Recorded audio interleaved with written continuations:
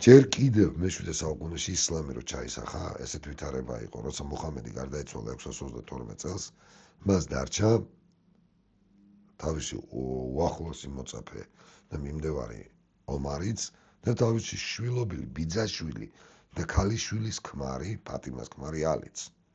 და რა თქმა უნდა, იქ იყო მსჯელობა ვინ უნდა ყოფილიყო მუჰამედის მემკვიდრე, ვინაიდან ვაჟი არ ყავდა უფროსურად შეეძინა და ძალიან მცირეწლოვანი გარდაეცვალა და მას შემდეგ თვითონ მუჰამედს უნდათ იყო და მოკლედ ყურანში არ იყო როგორც ამბობენ, იმიტომ რომ ჩვენ უფრო გვიანდელი პერიოდის ყურანი იყო, ყოველ შემთხვევაში ვითარება ესეთი იყო, რომ არ იყო გადაწყვეტილი მემკვიდრეობის საკითხი.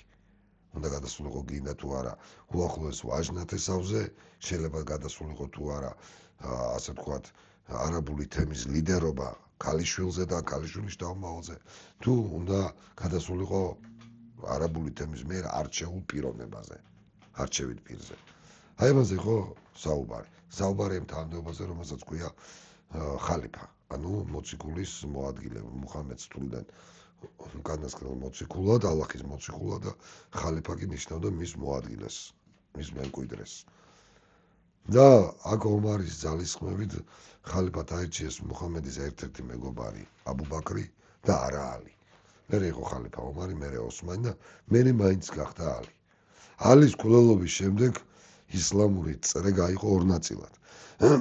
ერთი ნაწილი, ვინც მიიჩნევდა აუცილებლად მემკვიდრეობით უნდა ყოფილიყო და მუჰამედის შემდგომში მუსლიმთა შორის პირველობა მხოლოდ გენეტიკურად მუჰამედის შთამომავლებს ეკუთვნოდათ, კერძოდ ალისა და მისი მეუღლის მუჰამედის ასულ ფატიმას შთამომავლებს, იმამებს და იმ 12 იმამს, ანუ შვილიშვილის თაობებს მიხედვით მათ მოდგმას, მეორენი თვლიდა, რომ ვისაც აირჩევდა თემი, ისინი უნდა ყოფილიყვნენ. უმეტესობა აღმოჩნდა არა მემკვიდრეობითი პრინციპის მომხრე თემის არჩევის, ანუ სუნიტები და უმცირესობა შეიტები. სხვათა შორის მუჰამედის შთამომავლებში, იგივე ფატიმას შთამომავლებში არის სუნიტური, ანუ არჩევითობის მომხრე გვარების და დინასტიების, მაგალითად იორდანის სამეფო დინასტია, ხო, ჰაშიმიდების. მაგრამ ის ნაწილი, რომელიც მიიჩნევდა, რომ მემკვიდრეობით უნდა არჩევადი ყოფილიყო, გადმოინაცვლებს ირანში, რომელიც იმ პერიოდში უფრო პერიფერია იყო, ხო, ისლამური სამყაროს. და არც თუ დამორჩილებული, იმიტომ რომ ირანის გამოსულანება სადღაც მე-10 საუკუნემდე გაგრძელდა. მე-10 საუკუნემდე ირანში იყვნენ ზოროასტრებიც, ქრისტიანებიც და ზოროასტრებზე მაგალითად ყველამ კარგად ვიცით, შემდგომში უკვე ინდოეთში გადასახლებული სპარსი ზოროასტრი იყო ცნობილი ფრედი მერკური და იგივე რაჯივ განდი ეხალწარიან.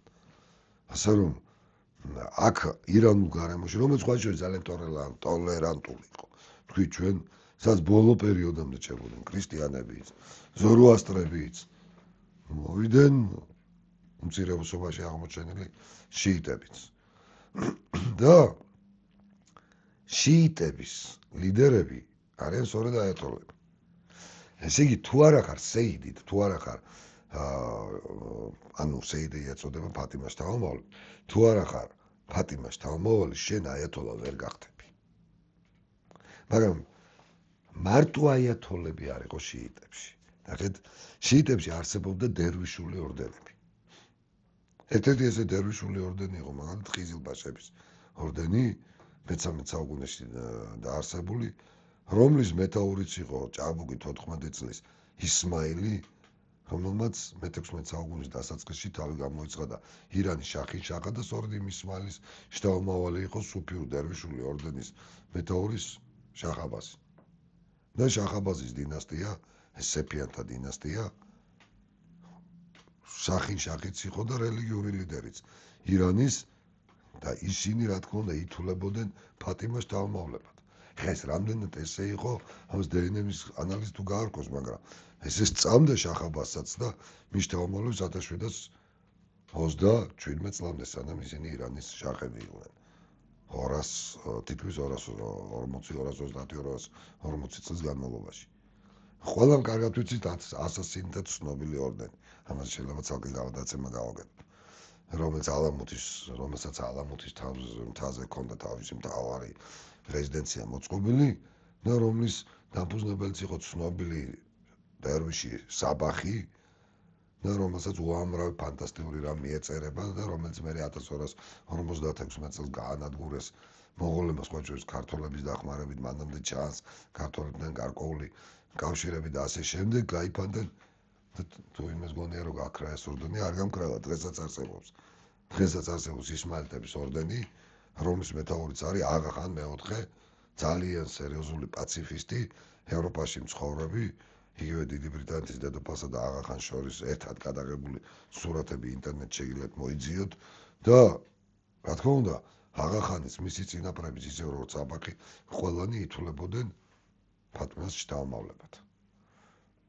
თვითონ, ანუ რატო რის თქმა მინდოდა, ნახეთ, ასასინები, ხიზილბაშები, რომ დინასტიაც იყო, აი ხა ესაც თქვით აიათოლების სხვა ორდენები, ეს სუშიიტული ორგანიზაციები.